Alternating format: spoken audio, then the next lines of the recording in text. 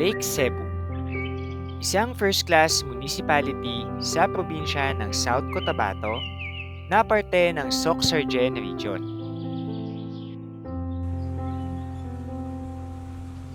Ito ay binansaganting home of the Tinalak Weavers at kinikilala ng UNESCO bilang isang cultural landscape sa Mindanao.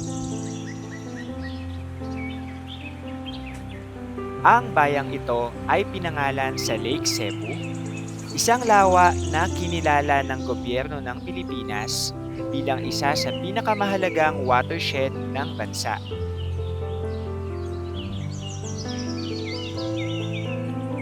Sa ikatlong araw ng paglilibot namin sa rehiyon, sa tulong ng travel coordinator na si Lacuajerang Negra, ibabahagi ko sa inyo ang top 5 things to do sa Lake Cebu, South Cotabato. Number 1 ay ang mamangka sa Lake Cebu papunta sa Lotus Garden habang suot ang traditional Tiboli clothing. Good morning! Day 4 of our Mindanao trip. Nandito kami ngayon sa Lake Cebu. Kakagising lang namin. And nag-ayos na rin kami kasi pupunta kami sa Punta Isla. Doon kami mag-boating. And dito kami nagstay sa tapat nitong lake. Ganda. Makikita niya yung mga lotus nandoon. Bumuka na siya kasi tuwing madaling araw lang siya tuwing pagpaumaga lang talaga siya bumubukas. Ganda, diba? Ayan, from our accommodation, naglakad lang kami papunta dito sa aming first destination sa Punta Isla Lake Resort. Ayan, quick pictorial lang dito sa signage ng Punta Isla Lake Resort na madalas din pinipicture ng mga tourists. Ayan, pasok na kami. Bali dito sa loob makikita natin yung malaking lake talaga.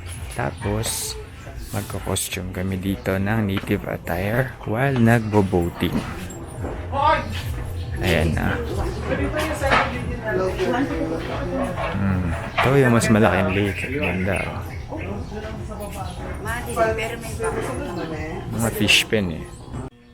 Ayan, dito na kami, bibihisan na kami. 350 pesos ang costume and may mag-aayos din sa amin dito. Ang tinalak ay isang traditional hand-woven cloth ng Tiboli tribe mula sa rehiyon ng Cotabato. Ito ay hinabi upang ipagdiwang at bigyang pugay ang mga pangunahing kaganapan sa buhay tulad ng kapanganakan, kasal, o kamatayan sa loob ng komunidad. Hey, bis na kami. Nakapaa kami. Picture lang kami habang binibisan yung mga kasama namin. Mamaya kasi magbo-boating kami. Ayan, sumakay na kami ng bangka. Nandito kami ngayon sa Lake Cebu. And may pupuntahan kaming spot na doon kami magpipicture and videos. 4 kami dito ngayon sa bangka. May dumaan na Philippine Eagle. Pero hindi ko na videohan. Mamaya, pag may dumaan ulit, papakita ko sa inyo. Alam nyo ba na ang Lake Cebu ay binubuo ng 3 magkakaugnay na lawa? Yan ang Lake Cebu, Lake Siloton, at Lake Lahit. Isa ang Lake Cebu sa maraming anyong tubig na nagbibigay ng irigasyon sa mga lalawigan ng Sultan Kudarat at South Cotabato. 55% din ng populasyon dito ay binubuo ng mga tribong Tiboli at Pupo. Ang bayad sa boat ride na ito ay 175 pesos kapag walang Tiboli attire at 350 pesos kapag may Tiboli attire. Yung stagnant po is umaagas po sa sir, going to 7 waterfalls po. And then meron po kaming 109 na supply ng spring water po going dito po sa Lake Cebu po. Maagos lang siya papunta sa falls lahat yan.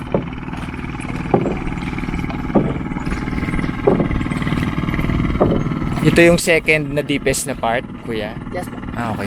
170 feet approximately po namin.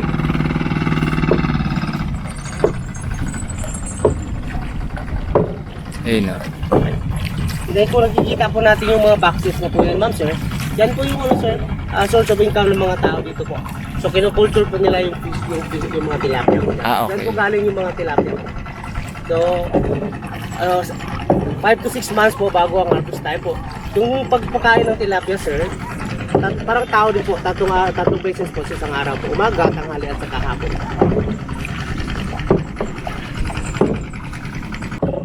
Ayan, nandito na kami sa Lotus Garden. Ang daming lotus.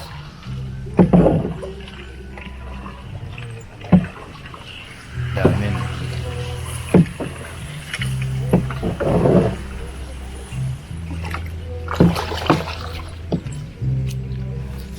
Kalat yung lotus. From here.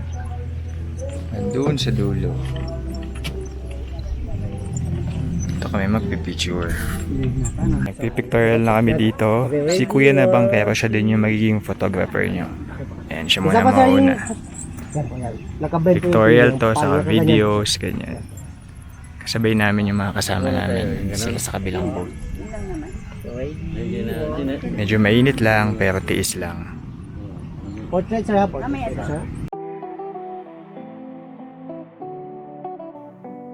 Ang mga lotus flowers na ito ay nakabukas mula 5:30 hanggang 9:30 ng umaga. Dati nang dinarayo ang Lotus Garden, pero mas sumikat ito nang bisitahin at ipromote ito ni Miss Universe 2016 Catriona Gray.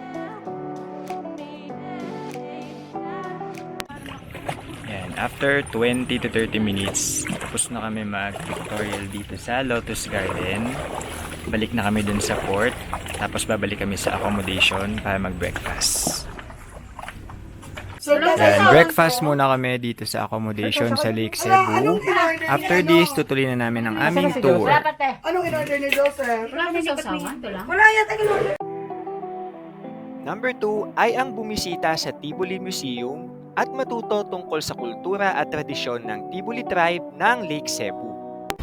Okay, next stop namin dito sa Lake Cebu Tiboli Museum, House of Gong. So yung kanina pala naming pinuntahan, museum din siya pero more on cooperative kasi nagbebenta sila ng mga souvenir shops. Tapos, ayun, meron lang traditional house na nandun. Pero ito talaga yung museum. Entrance fee is 30 pesos per pax. Ayan siya. So maghuhubad ng footwear pagpasok. Pasok, ay hindi po na. Thank you po. Sa daan po. Pwede po bang mag-video? Thank you po. Ako po si Dati Bao, may-ari nitong museum.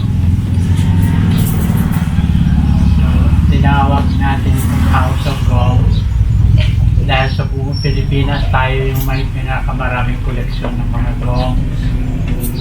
Yung mga gong like that for 70,000. 70,000. 7 million just for this. 7 million. Wow. Wow. Yan, I visited Marawi many years ago. Time with Princess Tahata. Kasi ako yung nag-organize sa Liberal Party. I happen to be a vice mayor of this place Oh. many years ago. 9 years only. Tutur ko kayo dito. So yan, may mga costumes. Mga iba't ibang gongs. Pictures. Pero kaso lang, may mga lumalapit kasi kay Dato. And ito, Kasi nga Dato mga siya. porcelain. Doon sa ko ang collector. And mga iba't ibang organized. Ming Dynasty pa po yan. Maganda po yan. Mahal na po yan ngayon. Walang nag-alok na bilhin sa'yo tong mga to Dato. Meron, gustong bumili, pero sabi ko, priceless na lahat yan. Oo. Not for sale. Ming Dynasty. Number 3 ay mamasyal at mag-pictorial sa harap ng Hikong Alo Waterfalls habang suot pa rin ang traditional Tiboli clothing. Next stop ay dito sa Seven Falls. Entrance fee ay 20 pesos. And dito din pwedeng mag-zipline na madadaanan nyo yung Seven Falls. And dito na tayo sa part na kitang-kita yung waterfalls. Ito yung waterfalls na pinuntahan ni Catriona Gray nung sumali siya sa Miss Universe sa introductory video niya. Tapos pwede din mag-rent ng costume dito. Kaya lang, dito mo lang siya isasuot. Hindi mo siya pwedeng dalhin doon sa may waterfalls. Pero papakiusapan daw ng tour guide namin kung papayag. Okay! Naka-traditional attire na siya. Halo. Only for 50 pesos. Tapos magpipicture kayo dito, kakakita yung waterfalls. Okay, naka-traditional costume na kami. Nag-rent kami nito for 50 pesos. Tapos magpipicture lang kami malapit sa falls. Pero bawal mabasa. So wag super lapit. Yun siya.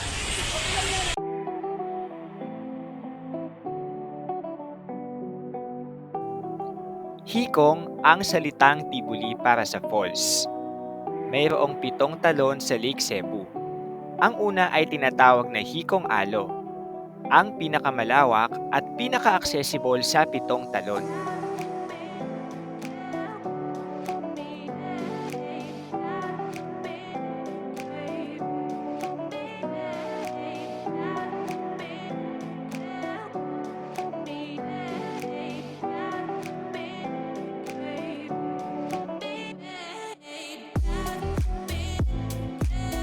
Ayan, kasalukuyan nagpi-picture taking ang grupo dito sa harap ng waterfalls. Sinusulit ang costume. Number 4 ay subukan ang Lake Cebu 7 Falls Zipline, the highest zipline in Southeast Asia. Okay, dito na kami sa zipline area. 300 pesos per person kapag weekdays. Kapag weekends, 350. Okay. Magsasign lang kami ng waiver dito. And ayun na, game na. Ayan, 750 meters yung zipline na to. And sabi nung mga kasama ko, longest siya in Southeast Asia. Tapos pagdating nyo dun sa dulo, meron namang magpipicture sa inyo. Kagaya, soft copy 200, hard copy 150, hard and soft copy naman ay 300 pesos. Okay, game. Isahan na natin to. Ako na naman. Saan ba pakita yung resibo? Dapat nasa kanya. Hindi, ipakita niyo dun sa pagbaba niyo. Ako na muna.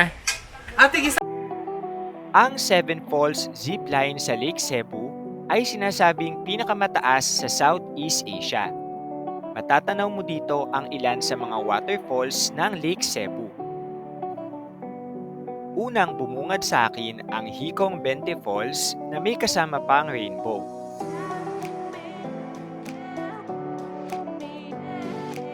Sunod naman ay ang napakalawak na kagubatan ng Lake Cebu. Sa kalagitnaan ng zipline ay nagpakita din ang 2 pang falls na sa tingin ko ay ang Hikong Upol o Short Falls at Hikong Bilibel o Zigzag Falls.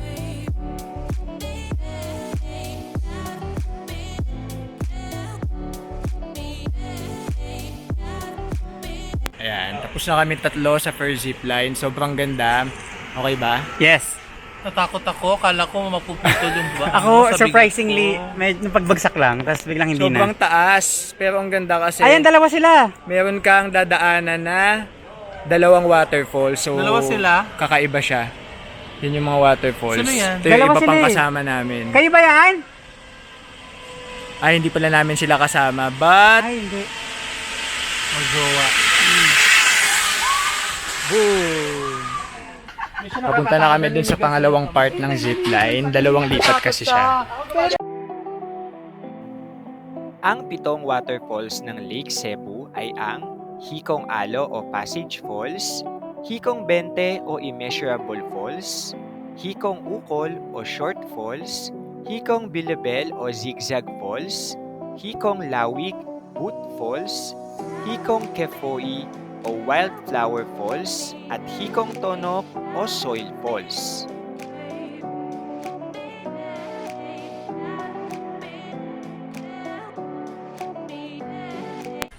Ayan, tapos na ako sa zipline.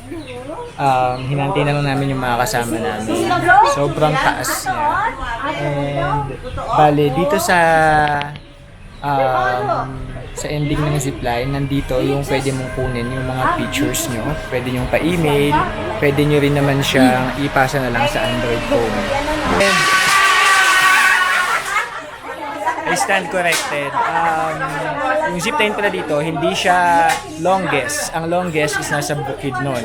This is the highest zipline in Southeast Asia. Sobrang taas niya talaga. Nakita niyo naman sa video, di ba?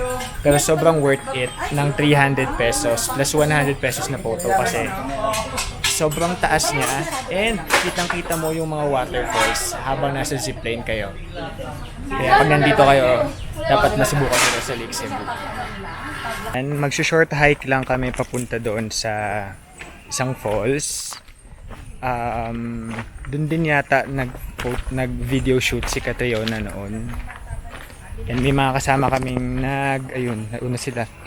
Nag-rent ng traditional costume for 100 pesos ulit. And after ng 3 to 5 minutes na hike, dito na kami sa falls.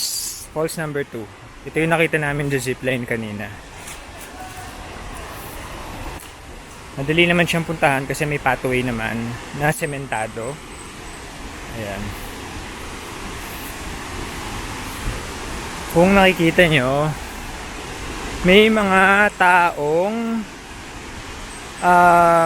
nandoon sa falls, sa parang ilog sa falls ngayon.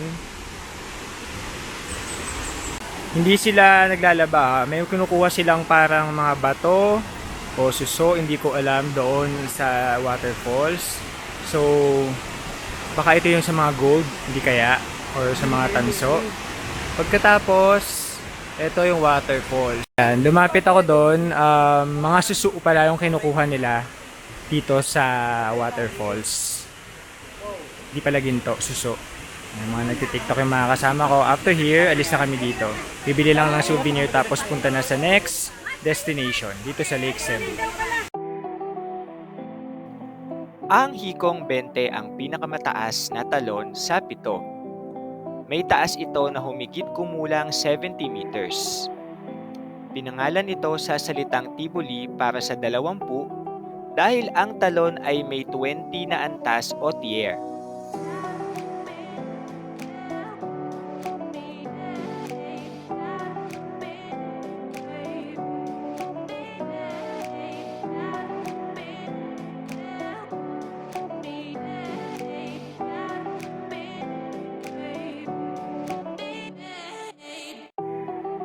Number 5 ay tikman ang tilapia flavored ice cream sa Dreamweavers Hill. Ma'am Johnny, Okay, lunchtime dito Kaya sa excited Lake na ako Cebu. sa Order kami ng pang sotanghon. mayaman na tour. Sila Yung may tapos na marami sila siyang kumain prosesyong eh. baon. Our next stop and last stop dito sa Lake Cebu South Cotabato tour namin ay dito sa Dreamweavers Hill. Yung entrance fee kasama na dun sa package na binayaran yata namin. Ayan, dito na kami sa loob. Mga kasama namin, nagpipictorial lang as usual. Tapos kami, maghahanap lang ng magandang spot din. Pero itong Dreamweavers Hill, parang ano siya, more on park and resort. Kasi meron ako nakikita ng swimming pool doon. Ayan, meron ding mga Tiboli traditional houses dito sa loob ng Dreamweavers Hill. And madaming IG picture spots dito. Okay, sikat dito sa Dreamweavers Hill yung kanilang tilapia ice cream. According sa tour guide namin, tilapia daw ang talagang specialty dito sa Lake Holon. Ay, according sa aming tour guide, ang tilapia daw ang staple food dito sa Lake Cebu. Kaya ang daming tilapia fish cages doon sa Lake Cebu. Tapos madami ding tilapia sa Lake Holon. Nakita ko eh. Tikman na nila. Ang lasa ng tilapia ice cream. 100 na. Grabe reaction. Ang sarap, walang lang isda. Eh anong lasa? Masarap. Kainin nyo. Tikman nyo. Again, sige. Review. May lasa. Wala kung lasa. Ako meron. Tilapia. Talaga. Patingin mo kay Sir Jello. Tingin mo kay Sir, kay Sir ano. Tingin mo Sir, kunti lang. Kay Sir Rafa. Wala. Masarap pala lasang isla. Masarap. May lasang Tingin ko ng tilapia. konti lang. Pero okay lang, masarap. Tikim ako konti. Konti lang. Titikim mo ako konti. Pero ano siya? Okay, Lasang oh. ice cream. Video mo sa akin kakanan tilapia. Akin na. Huwag yan, yung may ice cream naman talaga. First time. Ay, ba't Hindi, ay, naka-front cam pala ikaw na mama. Ano yung buo-buo, tilapia? Yun nga yun. Yun na yun siya. Huwag mong piliin. Ayun na yung kinain niya. Dapat may ice cream. Iniisip ko kasi tilapia, kaya na yun. Nguko. Sinabi sa inyo, tilapia ice cream Lasa. yan. Lahat, baka lahat kayo masasarapan. Lasang Maalat pa. ang lansa. Ano naman? Sila nasarapan. Oh. Harap. Kasi kumakain sila isda eh. Ako hindi, ayoko. Lagyan natin yung same. Ano? Ha? Nagpaalam na kami sa Lake Cebu upang pumunta sa aming susunod na destination. Okay, quick stop over dito sa Tupi, South Cotabato. Nadaanan ko yung Dole na pineapple plantation. And ayun nga, ang daming ang tindang ano rito. Fruits and pineapples. Pati yung SG Farm na Guyabano Farm, nadaanan din namin. Pwede yung mga delicacies dito eh. Natikman ko to sa Camiguini ito, di ko alam. Check natin. Okay, update. Nandito na kami ngayon sa Sarangani Province. May part ng itinerary namin na pupunta ng Calonbarak Skyline Ridge para manood ng sunset. Kaya lang, isa lang sa amin yung nagpunta dun ngayon. Naghabal-habal siya papunta doon kasama ng coordinator namin. But the rest of us nagpaiwan na dito and nagpunta na lang kami dito sa St. Joseph Parish. Kasi nga magsi 6 PM na, so medyo baka sobrang padilim na pagdating namin doon. Ang habal-habal papunta doon is 100 papunta and 100 pabalik, tapos may entrance sa 100 pesos din. So, ayun, nag-decide na lang kami magstay dito. And kami naman, pupunta kami sa Glan Sarangani naman sa Wednesday. So, okay lang din na hindi kami nagpunta doon sa Skyline Ridge. Picture kami ngayon dito sa St. Joseph Parish, Malongon, Sarangani Province. Okay, stop over for dinner. Nandito kami ulit sa Davao del Sur. Papunta kami ng Kidapawan, Cotabato Province. Doon kami matutulog for tonight. Okay, dito kami magstay tonight sa Kidapawan City, Province of Cotabato. And bukas maaga kaming aalis dahil Sultan Kudarat tour namin. Last day ng Soc Sergeant tour namin bukas. Kaya matutulog kami ng maaga ngayon. Good night. Ang South Cotabato ay ang 59th province sa aking Project 82 Philippines. 23 province to go. #Pilipinas muna.